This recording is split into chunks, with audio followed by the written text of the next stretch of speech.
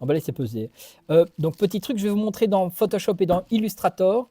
C'est justement, alors c'est une notion un peu importante, c'est justement comment bien sauvegarder ces petits fichiers. Donc imaginez, ça c'est mon logo ou c'est un bouton, peu importe. Comment bien le sauvegarder pour qu'il ait une bonne qualité d'image, on va dire.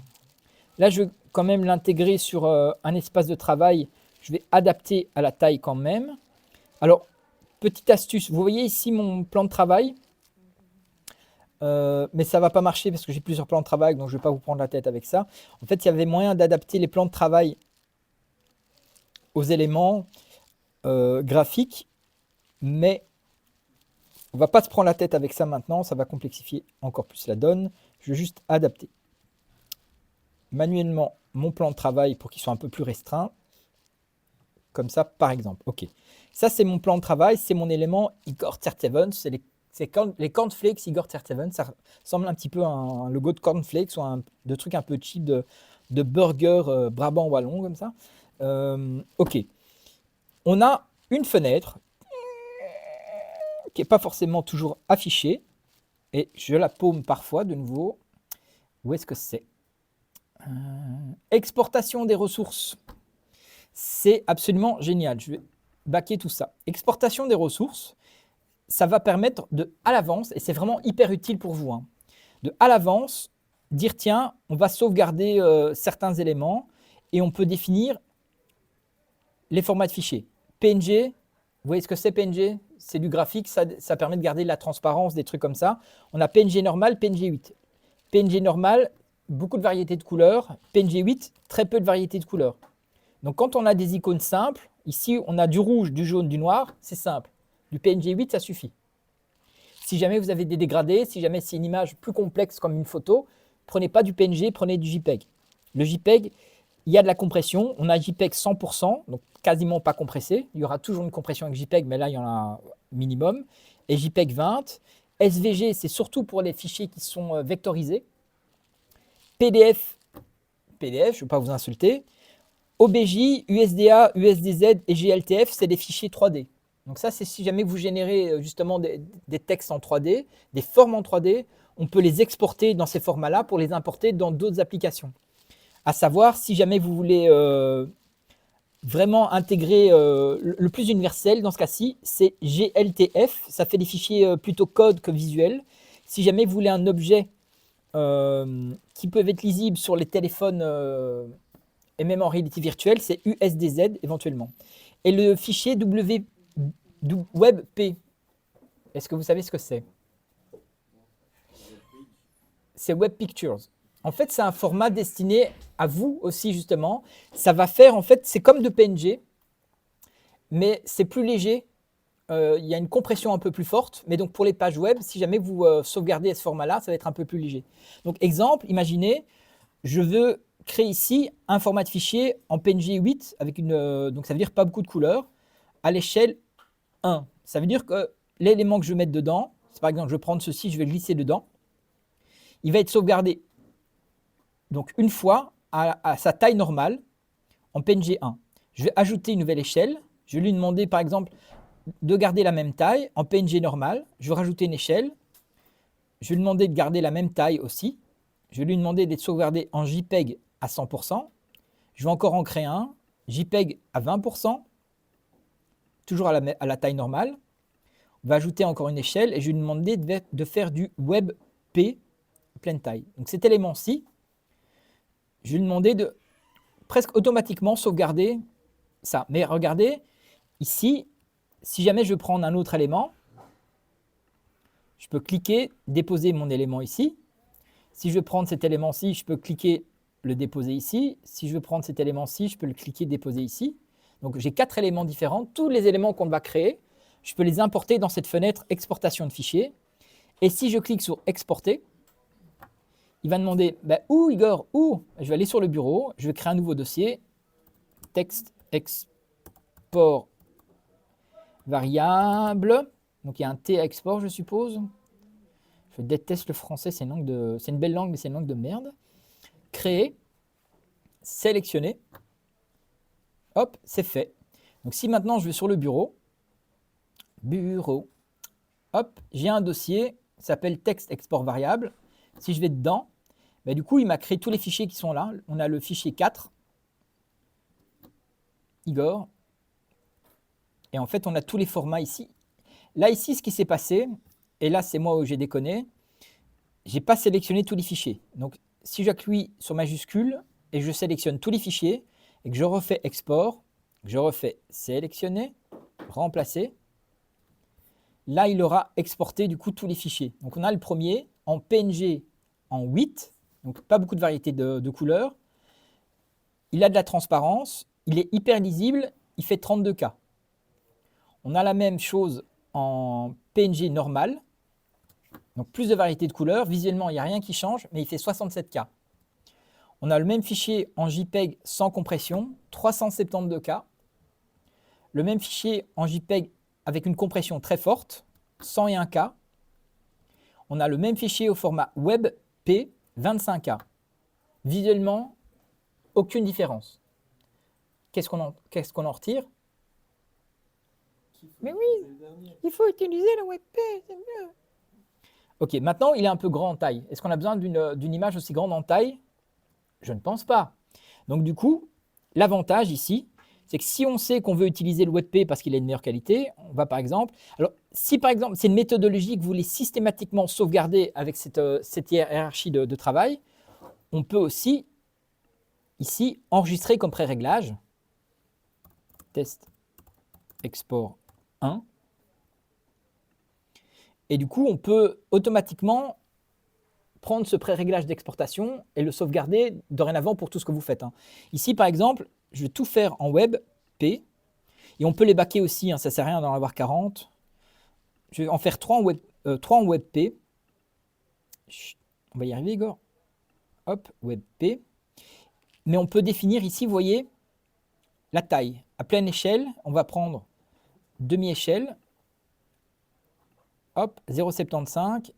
Et on peut aussi lui demander une résolution en 72 dpi ou en largeur maximale, en 100 pixels, ou en largeur. Je vais plutôt demander que mon WebP fasse 100 pixels de large. Mais on peut soi-même aussi dire, je veux qu'il fasse 1000 pixels de large. On peut les imposer manuellement si on veut à ce niveau aussi. Là, voilà, j'ai mes 3 fichiers. Un qui va faire 100 pixels de large, un qui va être à demi-taille et un qui va être aux 3/4 de taille. Et je vais en créer encore un. On va une fois voir, tiens, on va aller à 0,5, aussi WebP. Et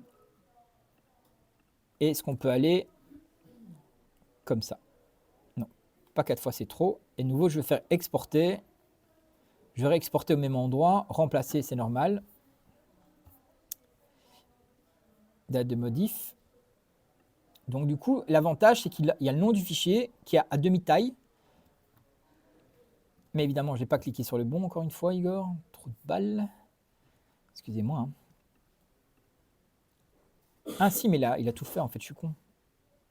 Oui, il a tout fait, pardon, je suis con. C'était celui-ci. Non, c'était... Où est-ce qu'ils sont? Ah, ils sont ici. Ils sont là, pardon. Donc les WebP, ils sont là. On a le fichier WebP taille normale, qui lui fait 100 pixels de large. Donc là, on est d'accord, c'est trop petit, 100 pixels de large. On a à demi-taille, lui il fait du coup 27K, à 0,75 de 32K, et on a à 0,2 de taille. L'avantage, là on a un fichier qui fait 20K. Du coup, c'est un fichier pour une icône de base qui est vraiment légère, plus ou moins. Mais peut-être on peut faire mieux. Regardez, je vais cliquer sur mon élément ici, je vais aller dans Fichier, on va exporter, exporter pour le web. Et là, du coup, on a une fenêtre qui va être plus complexe d'exportation dans ce cas-ci. Et là, il va sélectionner tous les éléments graphiques. C'était un peu le bordel dans mon image. Donc, je vais annuler et je vais effacer tout ce que je n'ai pas besoin pour simplifier la donne. Hop. Hop. Histoire d'être un petit peu plus simple dans mon design. Et je vais garder celui-là. Mais pourquoi est-ce que je... Ah oui, ok, j'ai deux. Voilà. Ok. fichier et exporter pour le web. Ok, donc ça c'est plus simple. On voit qu'il y a de la transparence. L'avantage d'ici, c'est qu'évidemment, on a les pré-réglages. Ici, on a les formats de fichiers. Donc PNG normal, c'est PNG 24, PNG 8, GIF et JPEG. Je me suis pris la tête avec une apprenante parce c'était impératif pour elle. On dit GIF et pas GIF. Enfin bref, on ne va pas relancer une fois dans le débat. C'est comme si on était pour ou contre Trump, mais passons. Je vais garder PNG 8. Ici, on peut définir la quantité de couleurs. Vous voyez que j'ai 3 couleurs. Hein. J'ai du rouge, de l'orange et du noir. Donc ça ne sert à rien d'en avoir plus que 32. L'avantage ici, regardez, je suis en PNG 8. Mon fichier, pour le moment, fait 31K. Si je lui dis, tiens, j'ai besoin que de 4 couleurs, mon fichier ne fait plus que 14K. Pourquoi? Parce que les couleurs, même si elles ne sont pas utilisées, il va quand même les intégrer dans le fichier, les couleurs possibles. Donc ça alourdit le fichier. Le but, c'est d'avoir les fichiers les plus légers possibles. Hein. Si je demande à chacun d'entre vous de faire une interface, et chacun, hey, ça va Thomas? En deuxième année. Bref. Donc si jamais je vous demande de créer des icônes, je vous demande à chacun, je vous fournis les ressources, vous devez créer une interface, et que je choisis l'interface la plus légère en poids, ça pouvait vous faire gagner un marché hein, sur une appel d'offres à ce niveau-ci. Hein. Si dans les consignes, il faut que le fichier soit éco, machin, bidule, soit facile, léger à recharger, le fait d'avoir des icônes légers, le fait de gagner 10K sur une icône, si tu as 40 icônes sur ta page, bah ça va charger forcément plus rapidement. Donc ça, c'est important. Donc on a ici déjà une possibilité. Tramage. On peut commencer à avoir une espèce de trame, mais là, on commence à avoir une petite perte et ça n'améliore pas beaucoup la qualité. Donc, dans ce cas-ci, ça ne sert à rien. Transparence, oui. Aligné sur le web, on s'en fout parce que ça va juste être aligné au niveau des couleurs web. Ça, c'est pour les vieux systèmes de browser. On s'en fout, on met ça à 0%. Grosso modo, ça, on garde. Mais du coup, la taille, est-ce qu'on a besoin d'une icône qui fasse 2600 pixels de large? Je ne pense pas. Donc, du coup, vu que le web en général c'est 1080 de large, on va rarement dépasser 1080 de large pour une icône. Donc, même si je fais 1080, du coup en hauteur va faire 345 pixels. Là du coup mon icône ne fait plus que 5K. On est passé de 32K à 5K. Ça pour une icône au niveau taille, même si je zoome dessus, là évidemment on a une pixelisation mais on est à 300%. Donc si jamais on veut, on peut aller un peu plus haut. On va mettre par exemple à 50% pour être sûr qu'il gagne encore un petit peu. Illustration optimisée. Oui, texte optimisé. Comme ça, le texte va être un petit peu plus juste et un petit peu plus arrondi à ce niveau-ci. Là, on a un fichier qui fait 6K, qui est en taille tout à fait abordable. Et si je l'exporte, ça va faire gagner un temps de dingue à vos chargements. Et ça ici aussi, cette méthodologie de sauvegarde, enregistrer, save for web icône, on appelle ça comme on veut, hein, il n'y a pas de E en anglais, mais optimiser, hop. Et du coup, la prochaine fois, ok, pourtant j'ai mis un nom, donc c'est cette méthode-là, il va s'appeler sans nom, mais je pensais avoir mis un nom. Donc la prochaine fois que je sauvegarde quelque chose, je n'ai qu'à sauvegarder avec ces méthodes-là sans nom, et il va systématiquement le sauvegarder avec un format de fichier pour des icônes hyper légers à ce niveau-ci. Si je fais enregistrer, il va me demander où. Enregistrer. Le bureau. Texte export variable, sans titre, ok.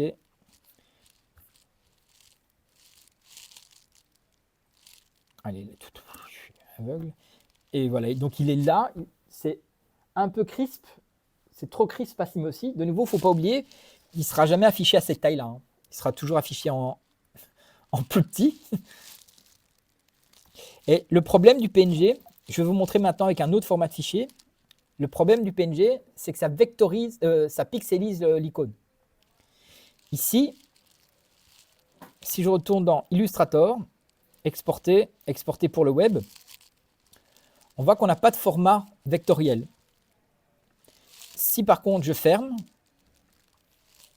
je fais dernière option. On va faire donc exporter sous PNG, SVG. Donc là, c'est du vectoriel.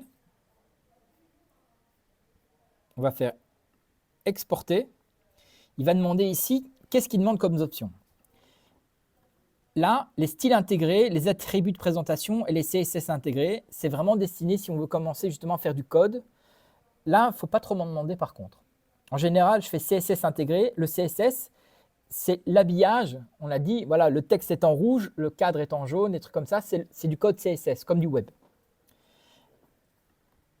Ça, c'est du SVG, c'est la terminaison. Image, est-ce qu'il y a des images? On conserve, il n'y a rien, on s'en fout.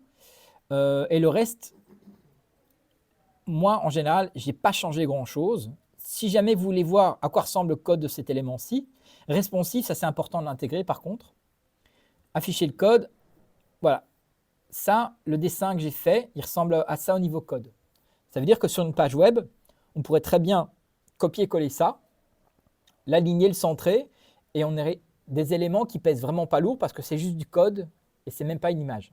Donc on peut le faire comme ça éventuellement. Ça, c'est le code exact. C'est le code exact pour reproduire ça en HTML ou en CSS, enfin les deux ensemble. Et du coup, on pourrait faire l'inverse. Tu pourrais importer du code HTML dans Illustrator. Ouais. Ok. D'ailleurs, je vais vous montrer autre chose encore après. Donc, là, je vais faire OK. Et là, normalement, il a sauvegardé en SVG ici. Et vous voyez le point de mon fichier? 1K. Si je zoome dessus, ben là, je ne peux pas zoomer plus, c'est lié à ma limitation. On n'a aucune perte de qualité parce que ça reste du vectoriel, ce n'est pas pixelisé. Donc, n'hésitez pas à faire des formats SVG. Le SVG, c'est du vectoriel, c'est du code, c'est des tracés, c'est des poids de fichier 1K par rapport au fichier le plus lourd. C'était 100K en JPEG. Hein. Il y a beaucoup de gens qui vont faire du JPEG en pleine taille qui ne comprennent pas. Mais si toutes tes icônes sur ta page ou ton application font chacun 100K, alors que tu avais la possibilité d'avoir des fichiers qui fassent 1K pour la même qualité d'image. Dis Igor, c'est normal en fait qu'on n'ait pas Joël parfait alors qu'il soit présent. Mais c'est parce que c'est mon ami imaginaire en fait. Et j'ai créé un personnage, un formateur qui n'existe pas. Je touche son salaire et je fais comme s'il donnait cours. Non, je ne sais pas parce que je ne le connais pas. En fait, c'est un nouveau formateur. Mais il est présent, hein, comme tu sais. Ok. Bah, Donc, c'est bizarre. alors, je sais que je vais juste arrêter la vidéo dans ce cas-ci parce que